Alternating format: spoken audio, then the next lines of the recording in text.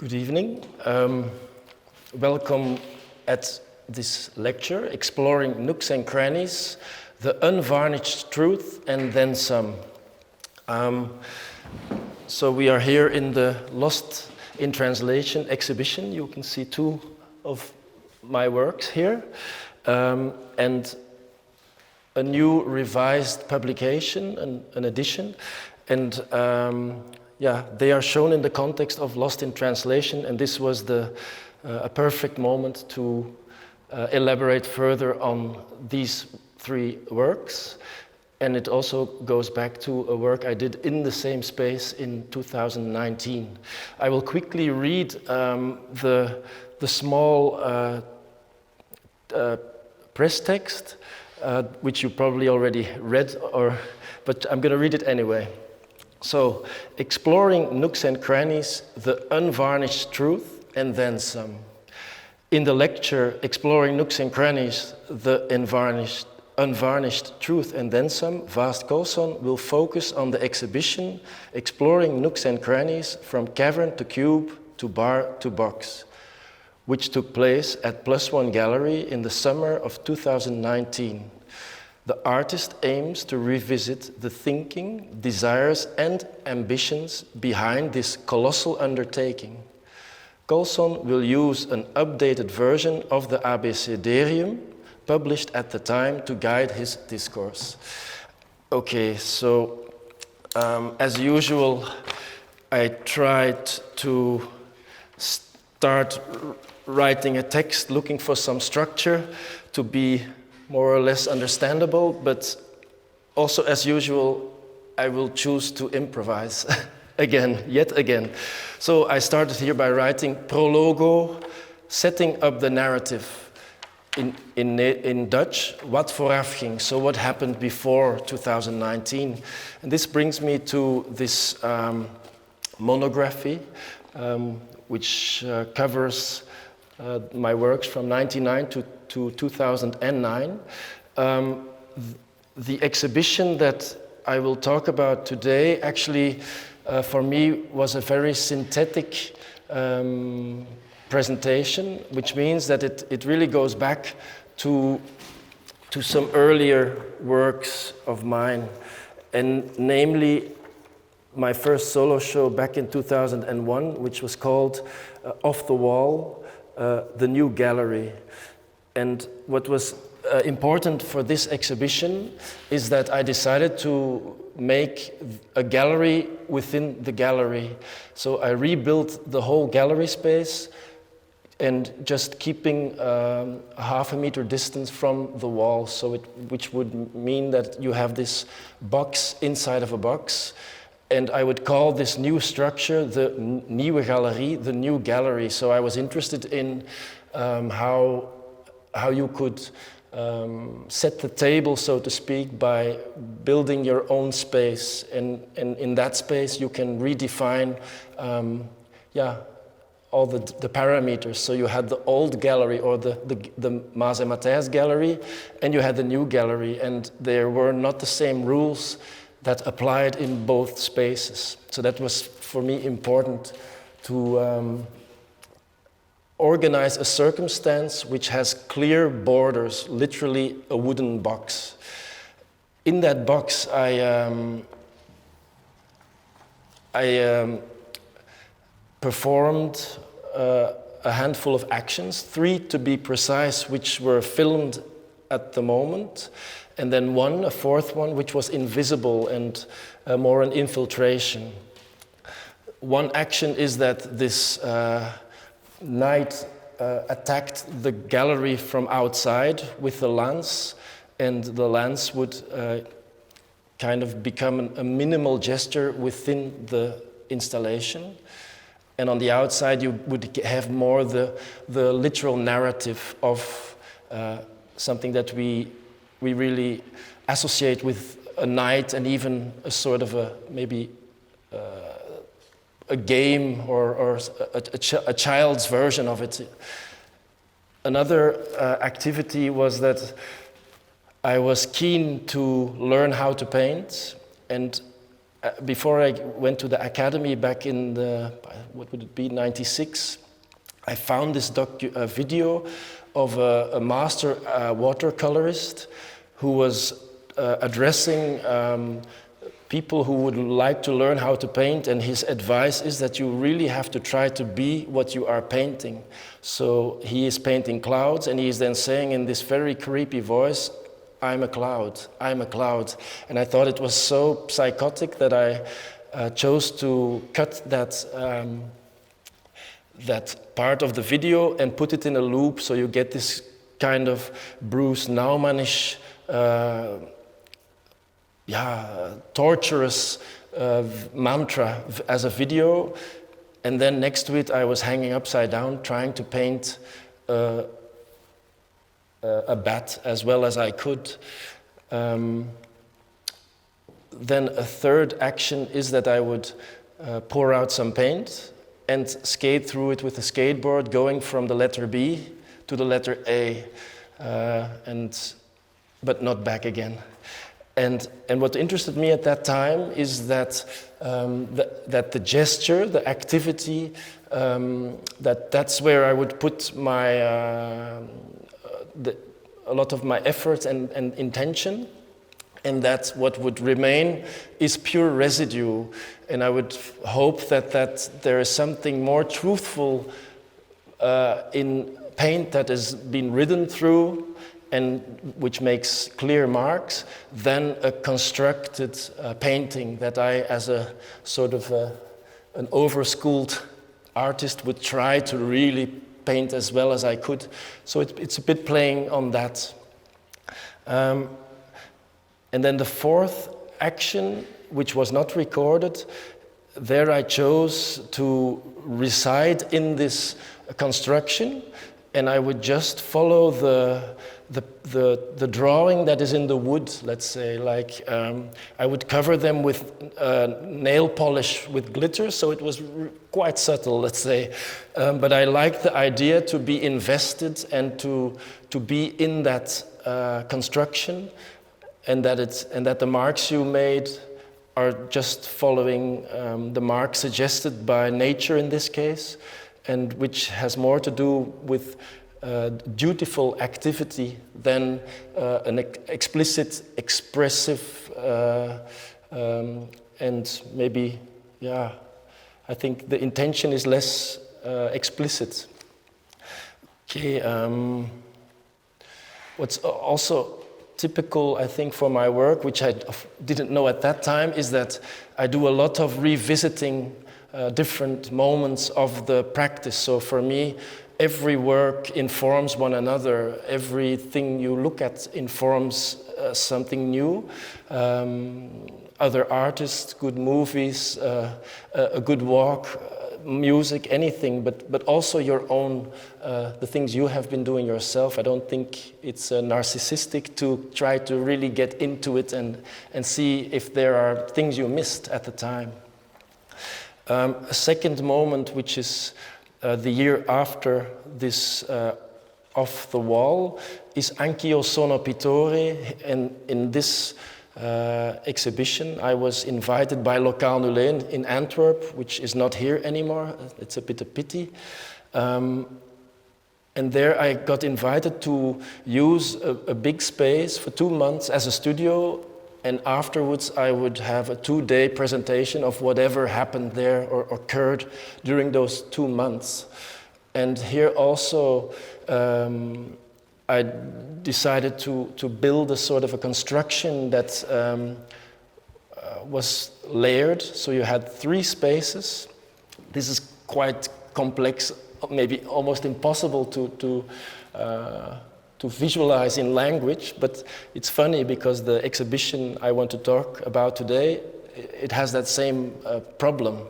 But there are a lot of similarities, like the idea of the tunnel through which the visitor was invited to enter the sculpture, and they would end up in the middle part, which was a clear, virgin white cube. And then upstairs and downstairs of this space, I would be working very in a disciplined order.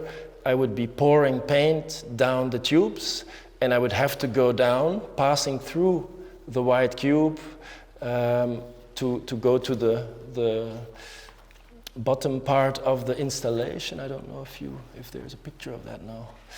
And to recuperate the paint, so it was a full loop. So during 2 days, I would be pouring paint down the tubes, and in this sense, literally trying to seduce the visitor with beautiful color, and then have to recuperate. So it was a full circle, let's say, a cyclical. And actually, from this exhibition, I took the image for the invitation card of Exploring Nooks and Crannies, also to link it to this period. And maybe a last element which also has to do with it is, and you see they are really in a sequence following one on the other, and so it's from one year to the other. And this is an expedition I organized, and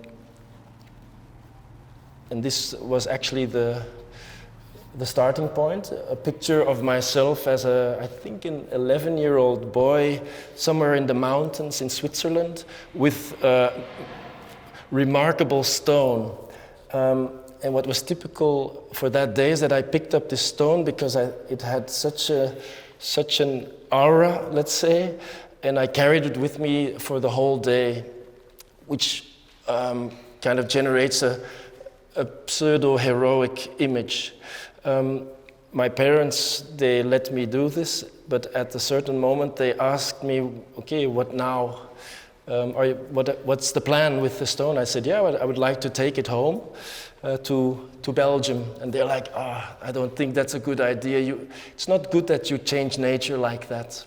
Of course, at that time, I didn't know that the concept of the double agenda was, I didn't have knowledge of that at the moment, but now I have a lot of empathy for that, because this would have meant an extra couple of kilos in the car.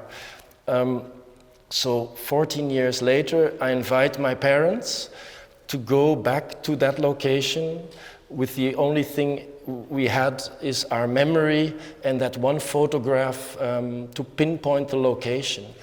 And during this expedition, we went to look for the stone and try to recuperate it, which at that time I saw as an activity that I didn't want to focus also on how to document it. So I invited an artist, Lieven Segers, who could really document this. And this is also something that will come back in the expedition I did here in +1. For me, what is interesting is the idea of memory, truth, and and how it works in a mental way, but also is linked strongly to psychological elements. Because this documentary, there was even some discussion about which way we were walking, and I had another idea than my father, for example, and that's for me very interesting to see how things are perceived differently, but also stored in memory differently, and so the idea of the narrative and how history is a narrative, an artist's biography is a narrative, so these things interest me also very strongly, and are also part of this Exploring Nooks and Crannies exhibition. So I think that is more or less it for as an introduction. Like, these are 3 moments of, let's say, the 2 first years of my artistic practice as an autonomous artist. And I thought it was, or I felt the urge to revisit this in a sort of a synthesis here in the gallery. what will I do next? I might talk about these 4 books, but just briefly. Because at a certain moment, I think for me, collecting is a very important aspect of my work. Also something that is only recently becoming more and more clear to me. At first you think you're something of a hoarder with lacking something, but at a certain moment I thought that collecting is really a very affirmative strategy or even tactic to kind of get to know what you're interested in, to familiarize yourself with interests. And at a certain moment I started collecting books that dealt with traveling. And these have something common to them, that they're not just a journal of a travel that really occurred, but they are fictional, maybe even science fictional, like early science fiction books, like Jonathan Swift's Gulliver's Travels. This is in Dutch, De onderaardse reis van Klaas Klim. So, how would I translate that? The subterranean travels of Klaas Klim, written in 1741. Also important to mention the dates, because this is during Enlightenment, and there you saw this tradition of the sort of the early science fiction or proto science fiction books that dealt with protagonists who would enter a different world. And this gave the writers an opportunity to write about their own culture and society, also being critical about it, but by talking about another culture. Like, for example, in Gulliver's Travels, you have the Lilliputters. Here you have these strange monkey figures. And actually that interests me also a lot. So it gives an opportunity, and I think that's why art is so important, is that it's like a sort of a parallel platform to mirror or challenge ideas that are in society, and often in society are dealt with in very pragmatic, economic ways. But I think in art it's interesting to explore also maybe the grotesque, the caricature, the vulnerability, or also the sort of a self-proclaimed greatness. Then a third figure that is here is, of course, the well-known Jules Verne. And that's maybe also something I can quickly open up this book for you, because one of a work I did when I was still in the academy was, and it's the first work I think that is published in this book, so that's where the practice starts. And it's actually a video work, and the video work consists of a set frame of a building, and the building says NV Jules Verne. And then there is a third window which obviously has been replaced, so there's text missing. And I would pass by this every day going to the academy, and in my mind I would always kind of complete it, and I always said NV Jules Verne. And then at a certain moment I organized to make a video of it. And it's so funny that years after, it became clear to me that Jules Verne, even in his titles, he really touches on the essence of what a gesture could be, also a performative gesture, so what an artist does around the world in 80 days. So there is time and there is place. So he sets, he kind of designs a circumstance, and in that circumstance a lot can occur. Or a journey to the center of the earth. So, and I think these are very interesting, kind of frames to work within. And now I will continue with opening the publication and to talk a bit more about exploring nooks and crannies.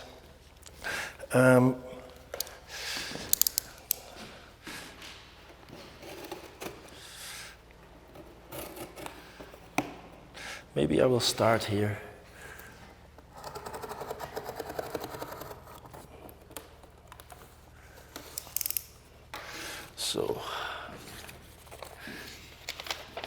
So it comes with a certificate, Exploring Nooks and Crannies from Cavern to Cube to Bar to Combi Box. It's an edition by Alex Salinas and Vaast Colson, an edition of 26 copies, and this is copy number A. It was produced by Alex Salinas and Vaast Colson in the spring of 2021 in Antwerp, and is edited by Clean Press as Clean Press number 42.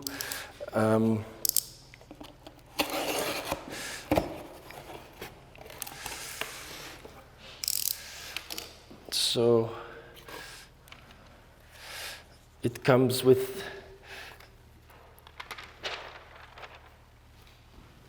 a print, the combi box, and then still a third little box, so that's what's in here. I will especially focus on this part today, but the edition comes with the original print from the movie, the film by Alex Salinas. It comes with an object, a plaster, or I don't want to really say what it is, but an object that also has to do something with protein, because this is a very important element in being human, hypermass. But I will focus especially on how this works. Let me take it out. So these distribution boxes, they were also part of the presentation. The exhibition was, as you can see here, built up in 3 episodes. The first episode, display, the second episode, the expedition itself, and the third episode, the exhibition.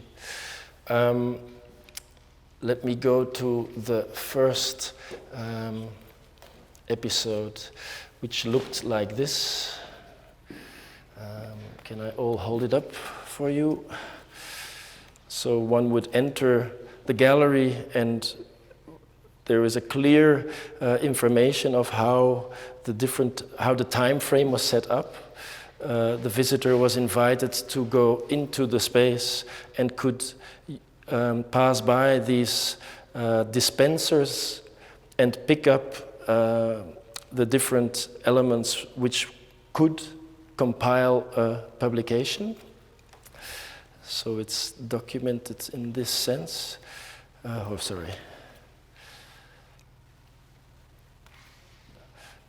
And then a second part of the exhibition showed empty postcard racks, which was an addition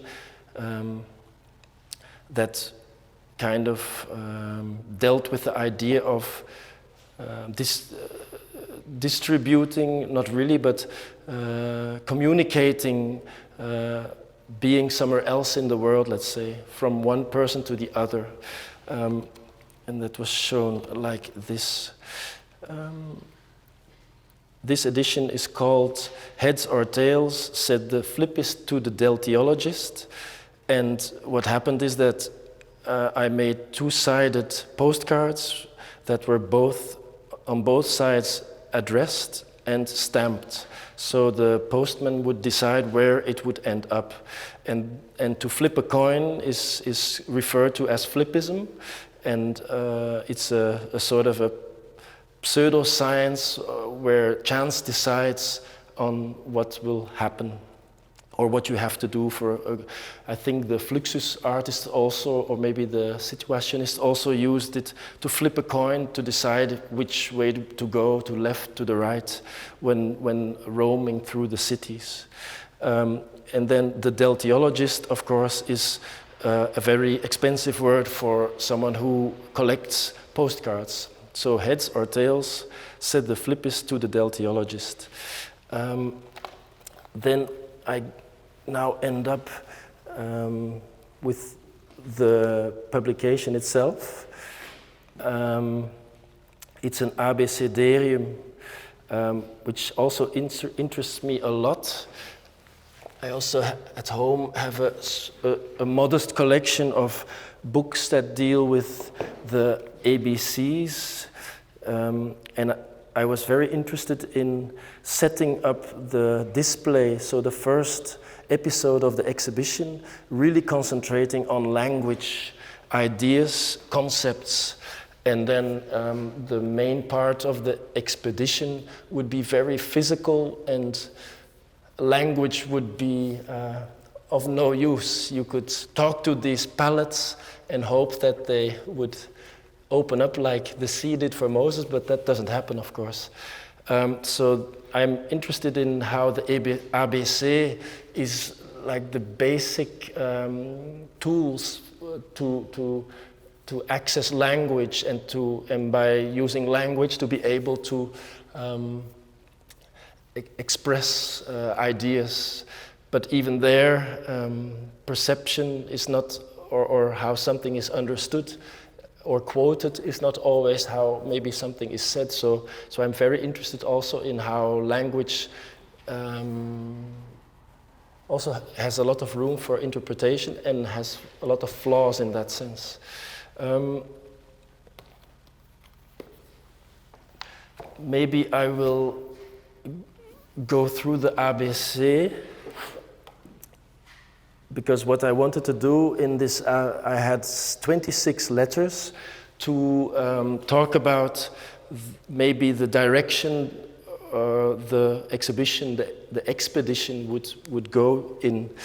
So the A is for an ass, and of course an ass is both a donkey and a backside. And I was interested in the tradition of the ass being, in storytelling, a very obscene animal, let's say. So he's not the king like a lion. The ass is has a very ambiguous kind of effect in people's minds. Then, of course, B is for burps and farts, and this was for me interesting. These are two also drawings that I made when I was in the academy, so somewhere in '99 or something.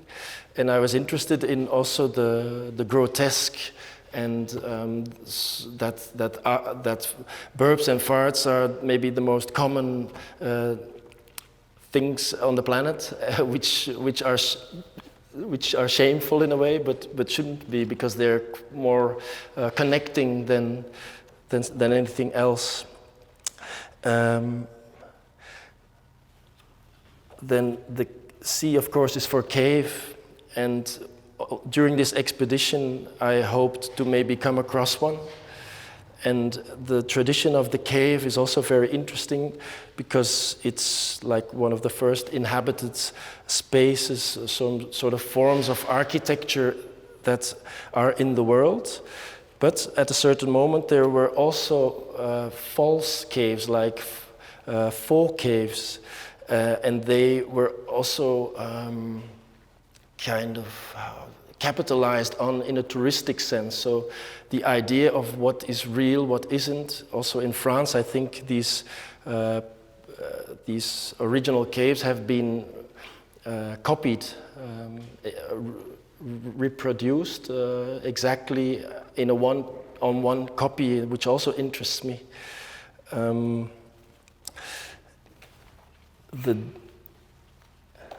The D is for discover, also a very important word, I think, which has in the human history both interesting positive consequences but also dramatic consequences, like the will and the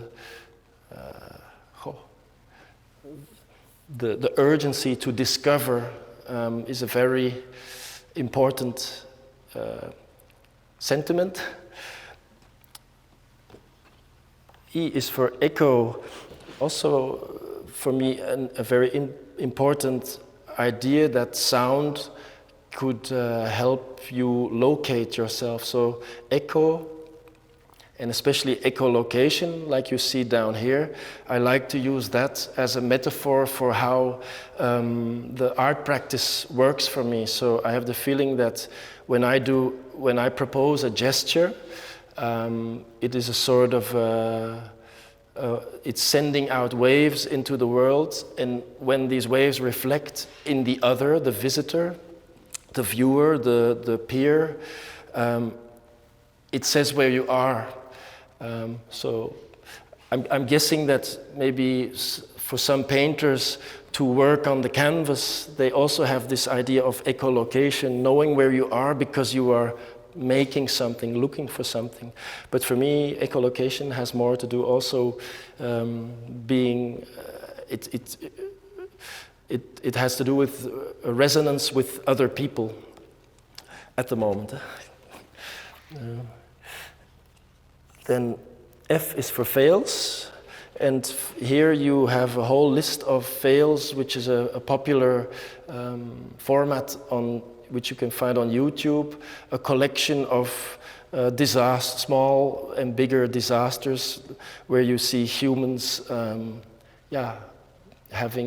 being a bit short on luck, let's say. So people falling through a roof, maybe, or falling on their ass on a frozen pond, or driving with their car off a cliff, but that's maybe already a bit more dramatic. But so it's a collection of fails. Then G is for game.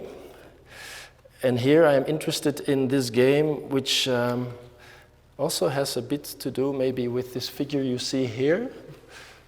I refer to him as the illusionist, but also in private as Isidore. And so he is a bit active in this kind of trickery.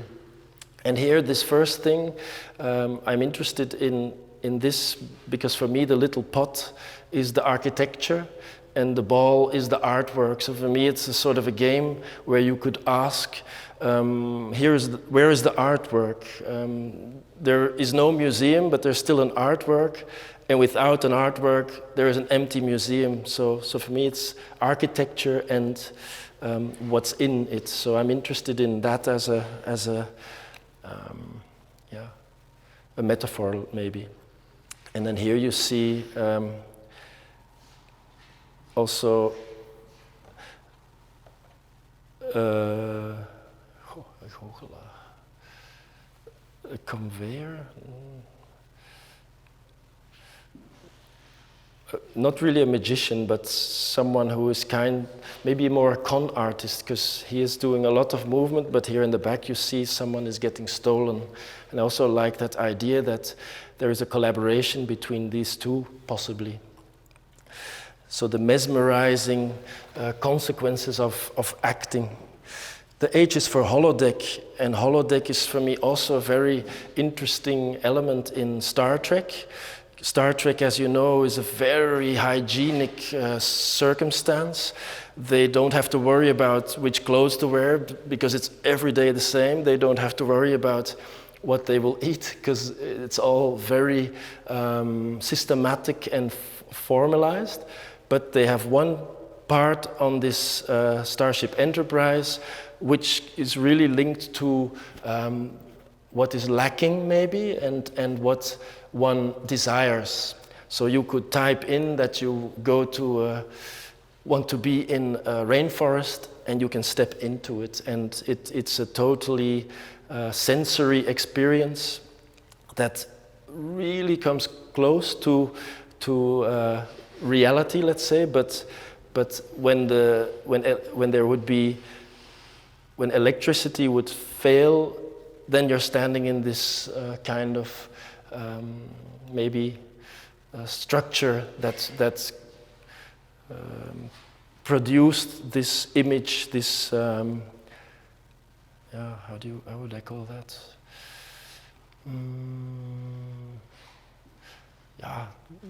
It's not really a dream sequence, but this, let's say this illusion. So for me, that's a very interesting idea. Also, the portal going from the one architecture into the other, and this was something that also was there in the expedition, or which I was looking for. Illusion is a sort of going again back to this one, to the holodeck. And for illusion, I chose to collect a handful of quotes. And maybe I can read you a quote. Who will I choose?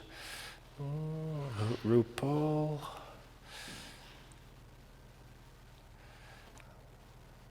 Maybe Vladimir Putin is a good one. Nobody should have any illusion about the possibility of gaining military superiority over Russia. We will never allow this to happen. Then Sartre says, life has no meaning the moment you lose the illusion of being eternal. Or Judy Garland, we cast away priceless time in dreams, born of imagination, fed upon illusion, and put to death by reality. So these are all different notions of what illusion could mean. J is for juggling. And also, like echolocation, for me, juggling is a nice metaphor for having a very fluid relation with concepts, with material. So it's very performative. Then I sneaked in some of my own works. K is for Kalpetran, and Kalpetran is a figure who appeared in the documentary that I talked about in the beginning. So he's also a mythical figure, and I enjoy that he is one of the earlier figurative figures that I would keep capitalizing on myself, and maybe there is an interesting relationship also with illusionist, which is also again a sort of a posed, constructed image, and not a documentation of a performative gesture. So this is really an image, and this is also an image. L is for locus, and locus is place in Latin, and so the location, and also a very important definition, word or concept, because in Exploring Nooks and Crannies, it had a lot to do with hopefully finding locations, places to be, to explore, to, and they were archetypical places, as the title suggests. But maybe I will repeat it one more time. So, Exploring Nooks and Crannies, from cavern to cube to bar to box, so 4 locations that I could possibly end up in. M is for mystical, mythical, and magical, and here I used a drawing of a sort of a knight figure who feels enlightened, let's say.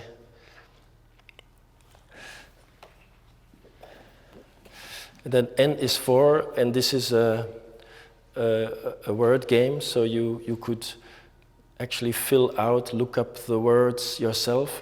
And a lot of these words we're looking for also relate to the idea of the exhibition and expedition. So, for example, which philosopher wrote "Also sprach Zarathustra" is the first one. I would say Nietzsche. So we start here with an N. What is the scientific study of fungi called? Here I should look for a dictionary. Which American actor, comedian, film director, producer, screenwriter, and stunt performer is known for his deadpan expression, which earned him the nickname "The Great Stoneface"? Buster Keaton. So all these questions again are parts that, if you combine them all, you would have a constellation. And this constellation is like juggling, is always in movement. These, maybe at a certain moment, Buster Keaton can really demand a lot of attention, and something else goes in the background. So I like that idea of how everything is connected in a way. The O is for obstacle, also an artwork I made in 2011. An obstacle for me has to do with something that functions as a resistance, and in the idea of that experiencing resistance generates maybe something more truthful than when there is not resistance. It's a question, I don't know. So then P is palette. And this might bring me to what the expedition was about.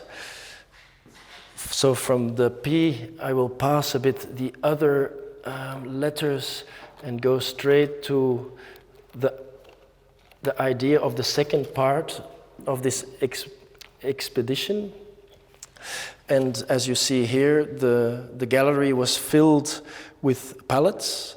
I think somewhere between 2,000 and 3,000 pallets. And by doing this, you really made the volume of the gallery extremely tangible. The idea was to delve a way through these pallets, almost to cut your way through it, like an explorer would in the jungle with a machete. Here I used a chainsaw, and it's funny that we have this here, which you could see here and here.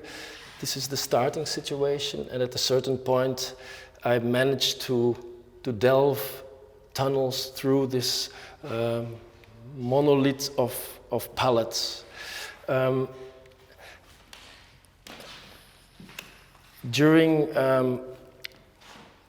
This was the title of this talk was also the unvarnished truth, so I must tell you that I thought this would be butter with a chainsaw, but it totally wasn't, which is very interesting that a palette, because it's so structured, is very resilient against going at it with a chainsaw. So it took really a week to find my way or delve my way through this palette, and I would come across several spaces. For example, you see me here in a cavern. I discovered a cave inside this volume, and I decided also to use this as the base camp. And here you see me sleeping. And from there, I would then again delve further, and hoping I would come across other loci. As you see here, I ended up also in a bar, which was hidden away in this volume. Maybe I can show you the plan that we ended up, or I ended up finding. So went all the way here to the cavern, and from the cavern I started delving further. I think, if I'm not mistaken, I first went to the cube, then went back to the bar, and finally to the box. And And an important element that I maybe forgot to tell you is that also this activity of tunneling was documented by Alex Salinas, a filmmaker who followed me during the whole expedition. And the idea would be that there is a film about this expedition. What I find very interesting is that there is no images of the installation itself, only film stills, lobby cards. And this work is called Lobby Card Set. And what interests me is that this gives me the opportunity to link my own narrative to it. And by presenting this now, I think it gives more space for Alex to cut his version of what it is. I can briefly maybe read what the narrative is that I have hanging here. So, Into the Negative Space is an epic adventure drama film shot and directed by Alex Salinas and starring Vaast Colson as the main character. It portrays a burnt-out mid-career artist, played by Colson, who is determined to delve his way through a seemingly impenetrable volume of palettes, hoping to return gloriously with new insights and possibly reclaim his position in the art world. So that's a possible narrative. And I will read a short statement from Alex himself about how he sees it. So, after materializing the gallery's negative space into a vast mass of palettes, artist Vaast Colson takes off on a journey penetrating his way towards the center of this massive monovolume. During this expedition, he investigates the regeneration of the negative into its original positive state by means of digging, cutting, and tunneling.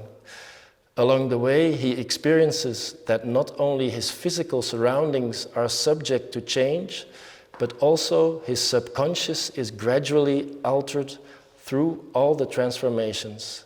Suddenly, the outcome of this adventure seems unclear. So that's the statement of the filmmaker.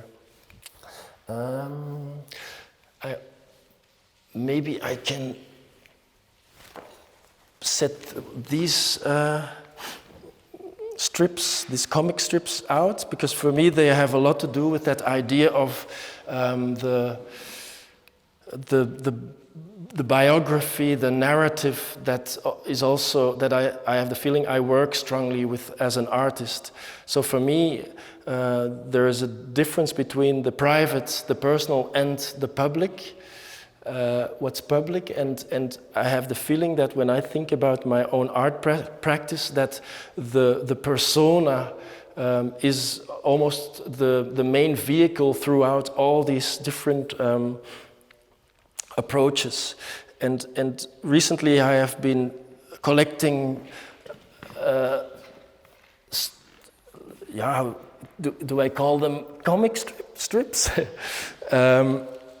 And what's typical of them is that the people, the protagonists, the people who are the main figure in these narratives, they exist also in real life. So you have Zora and Pat, you have Jacques Vermeer, you have Jean-Marie Pfaff, you have Tom Bonen, Margriet Hermans, the M-Kids. And what's for me interesting is that the idea of the animated or the drawn to make a strip of it is that it's obviously a construction, whilst documentary elements would seemingly feel like they represent what really happened. So I'm very interested in how you can be a sort of a figure yourself, and the idea of if that figure has to disappear to be able to do something else or not. So that's why I'm really happy with these two works, and also this work, because for me this is a synthesis that deals with everything I have been working on the last 20 years, and I'm now working towards getting rid of that figure and hoping to find a new platform to approach the world from a different angle. So the publication also has these transparent elements which are part of an animation that have to do with distance. And actually it's a quote. So it's a quote from someone who is talking about that depending of your distance towards something, a horizon could be a ball, or an orange, a golf ball, or a star, depending of how far you are. And so distance, and that's something I also wrote down here. The idea of maybe to be immersed, like being in the sculpture, or being able to walk around the sculpture, and that difference. And this has to do with distance, I think. Maybe quickly I can end up that the lobby cards are also part of the publication.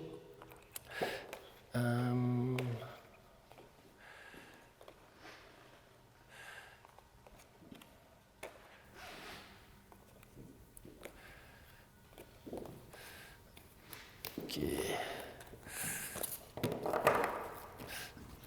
And then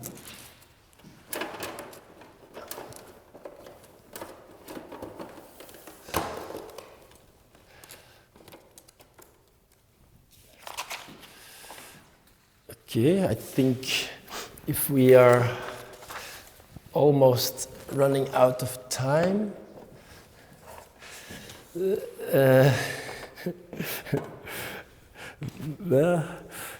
then I will put these back into the prototype, and